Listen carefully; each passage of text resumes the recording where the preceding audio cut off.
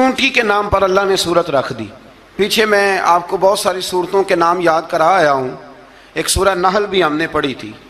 तो अल्लाह तबारक व तआला ने इस सूरत में कुरान करीम की हक्कानियत, मोमिनीन की सिफ़ात, मुख्तलिफ़ अम्बिया के अहवाल, अल्लाह ताला की तौहीद पर दलाइल, क़यामत की हौलनाकियाँ और हयात बादुल मौत का ज़िक्र फरमाया।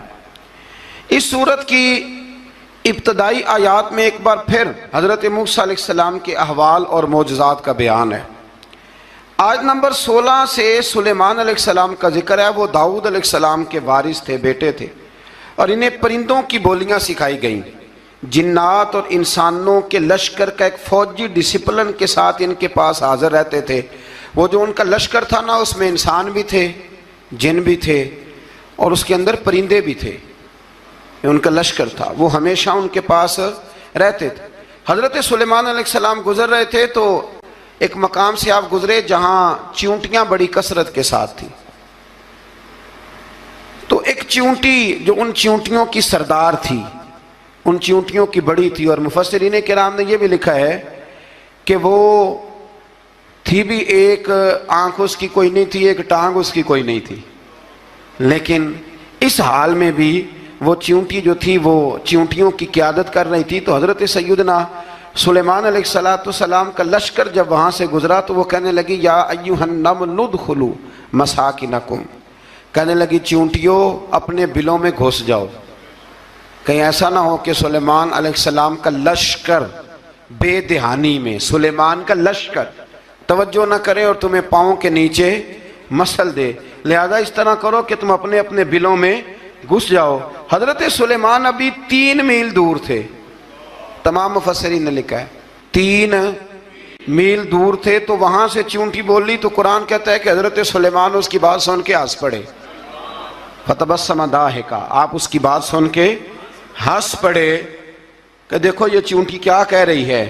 ज़रा गौर करना बात पर कि हज़रत सुलेमान 3 मील दूर फासले पर चींटी की बात भी सुन लेते हैं। मौलवी ने कुरान की आयत पक्की याद कर लिया, ना बशरुम मिसलुकुम, कहते हैं हुजूर ने कहा मैं तुम्हारी तरह का बशर हूँ, नबी हमारी तरह होते हैं जी। तो वो तो 3 मील दूर चींटी की आवाज़ सुन लेते थे। इसके कान में चींटी रखो भला, इसे कहो कि बता भला क्या कहती है, कुछ बताएगा फिर दौड़ लगा देगा शायद। कान में रखो इसको, कहो बता चींटी क्या कहती। और अगर ये लफ्ज़ ना होते कुरान के कि जब उन्होंने सुना तो हंस पड़े, ये जुमले ना होते तो शायद इसको भी ना मानते। लेकिन हज़रत सुलेमान ने सुनी चींटी की बात। और अब अगली बात कहने लगा हूँ, बड़े खूबसूरत लफ्ज़ लिखे हैं मुफस्सिरीन ने।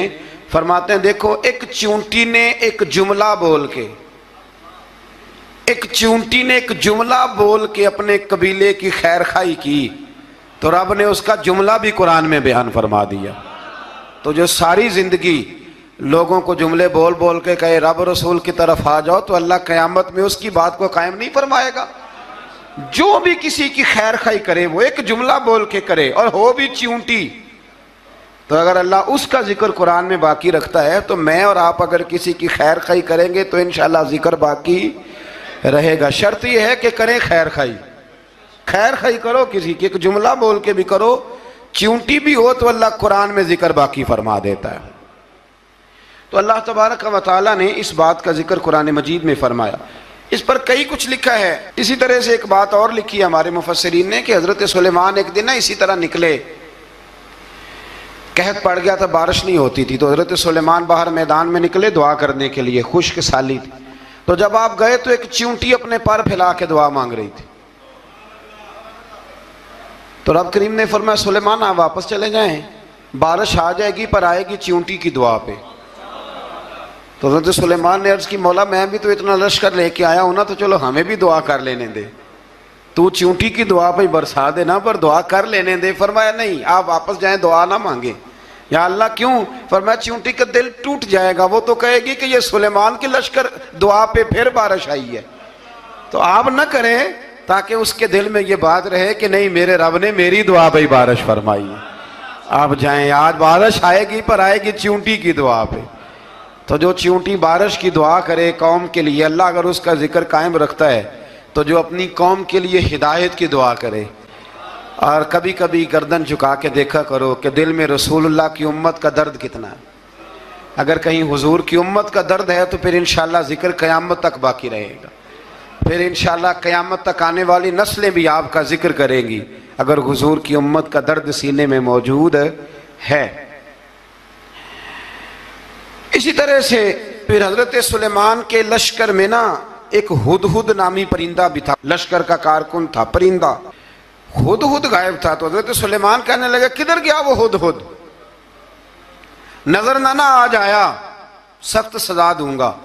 यहां तो कोई अच्छी खबर लाएगा, क्योंकि वो हुदहुद परिंदा जाता था तो खबरें ला के देता था, वरना सजा दूंगा। उतनी देर में हुदहुद भी आ गया। तो ये परिंदे जो कारकुन होते हैं बड़े सियाने होते हैं, कभी बंदा नाराज हो तो सही खबरें ले आते हैं। तो सही खबर लेके आ गया, आते ही आके बैठा तो उसने हजरत सुलेमान अलैहिस्सलाम ने कहा कहाँ थे? अर्ज करने लगा हुजूर मैं मुल्क के सबा गया था, वहाँ एक औरत हुक्मरानी करती है, उसका नाम बिल्कीस है, बहुत बड़े तख्त पे बैठती है, 80 गज उसका तख्त लंबा है, 40 गज चौड़ा है और शायद 80 मन के 80 टन उसका वजन है। तो हुजूर वो सूरज को पूछते हैं।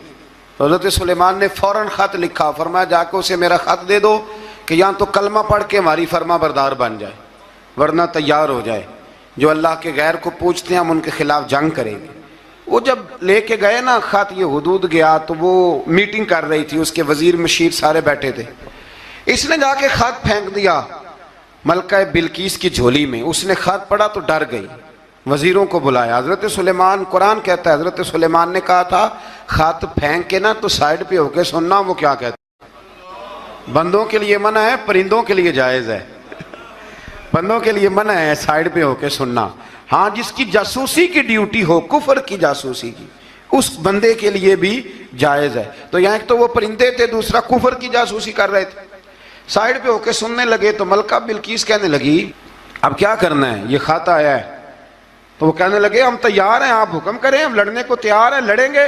वो कहने लगी नहीं, तेजी ना दिखाओ। कुरान मजीद कहता है कि वो कहने लगी जब लड़ाइयाँ होती हैं तो शहर तबाह होते हैं, मुल्क खंडर बन जाते हैं, लड़ाई मसले का हल नहीं है।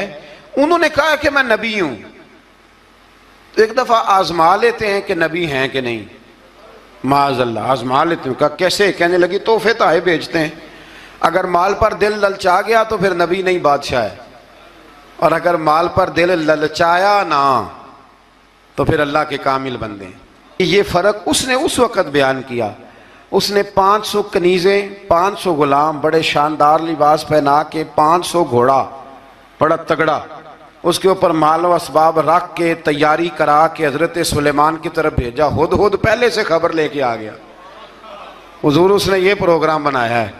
वो जब आया सारा कुछ तो हज़रत सुलेमान देख के जलाल में आ गए, फरमाने लगे उसे जाके कह दो तू मुझे क्या तोहफे भेजेगी, मेरे रब ने मुझे माला माल फरमाया हुआ है, उसने माला माल किया मेरे मालिक ने, जा उसे जाके कह तू क्या तोहफे देगी। जब रब देता है तो फिर कोई कमी ना ना वो नहीं छोड़ता। बंदे क्या दे सकते हैं, बंदे तो बेचारे 10 दे के तो 10 दिन उनकी आंखें नहीं खुलती। फरमाया मुझे अल्लाह ने जो दिया है क्या बात है उसके देने की। तो फरमाया उसे कहो या फरमाबरदार होके आ जाए या जंग के लिए तैयार हो जाए, हम उसे उसके शहर से जलील करके निकाल देंगे।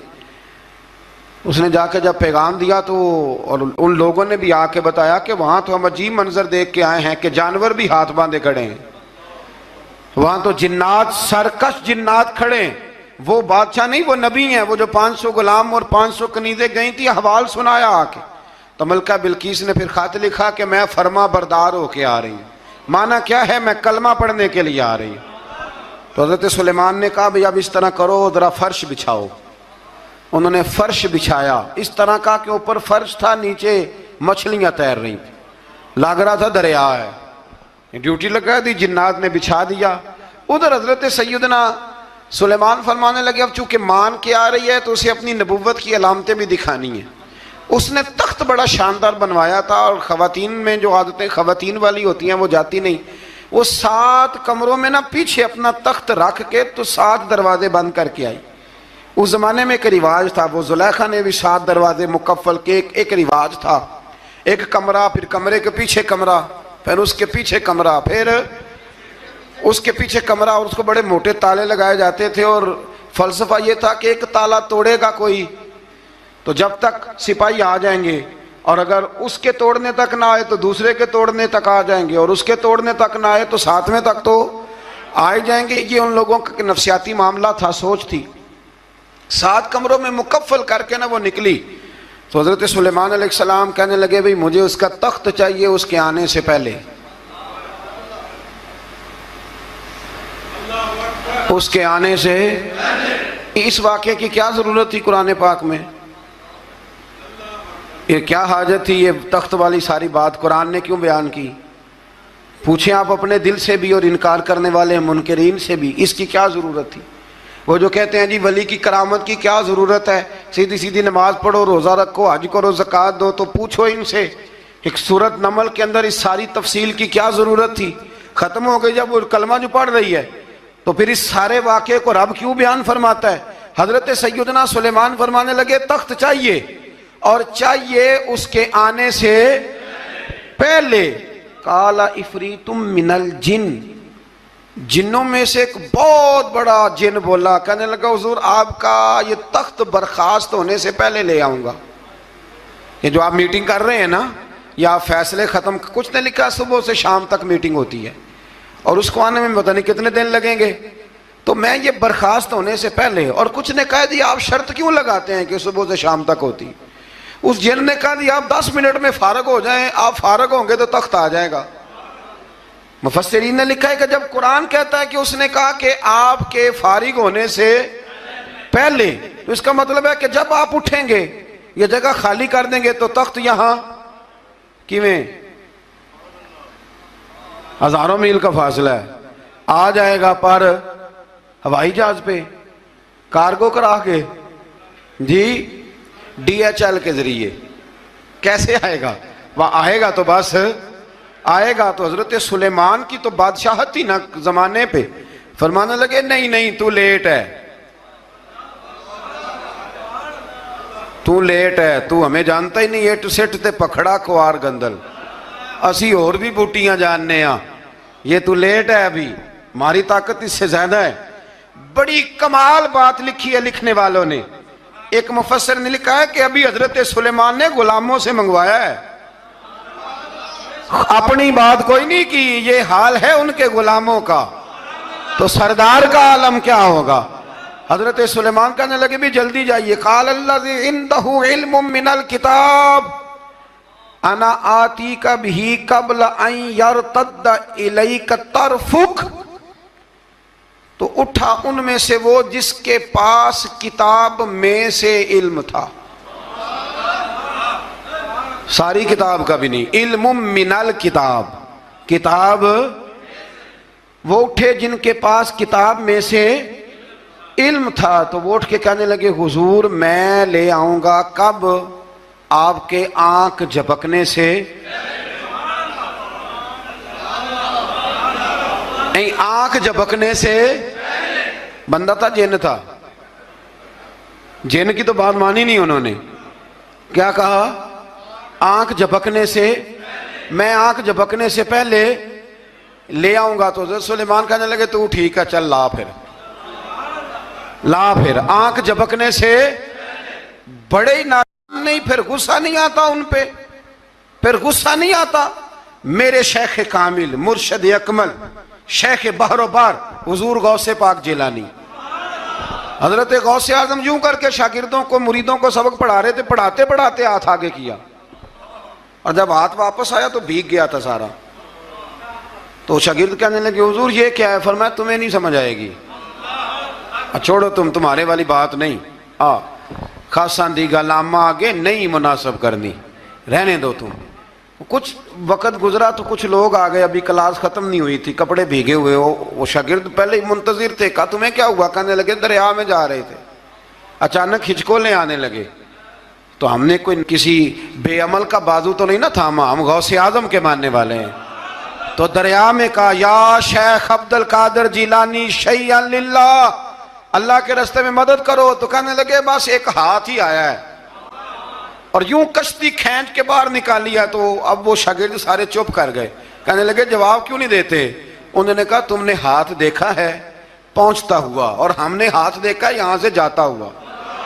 तुमने पहुंचता हुआ देखा है तो हमने हजरत बहाउल्लाह नक्शबंद बुखारी, उनकी एक मुरीदनी थी, ऊपर चुबारे पे किसी ने उसकी इज्जत पे हाथ डाला, चुबारे पे ऊपर वाली मंजिल पे। उस मुरीदनी ने अपनी इज्जत बचाने के लिए छलांग लगा दी। जब वो नीचे गिर रही थी तो हजरत बहाउल्लाह नक्शबंद बुखारी पहुंच गए। नीचे कोई ऐसा बंदोबस्त कर दिया, कोई चारपाई बिछा दी, कोई ऐसा जिसपे वो आके आराम से गिरी और बच गई। हजरत साहब की तरफ देख के कहने लगी हुजूर आप कब आए। फरमाने लगे पुत्र जब तू चुबारे से चली थी तब मैं बुखारे से चला था। जब तू चुबारे से चली थी ना तब मैं बुखारे से चला था और तेरे नीचे आने तक मैं भी पहुंच गया हूं।